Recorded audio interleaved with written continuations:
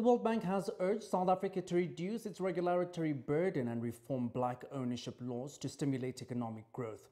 In a recent report, it highlighted the country's stagnating economy, high unemployment rate, and persistent inequalities. Moreover, the World Bank suggests easing access for both investors and young workers while reducing protections for state-owned enterprises. In addition, it warns that the current system hurts small businesses and low-skilled workers. Economist Professor Walter Krugell provides insights on this matter. South African policymakers frequently get advice on what reforms are necessary to get the economy growing.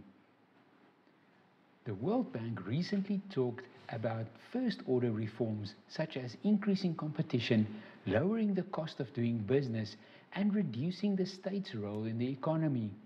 Government spending must be made more efficient.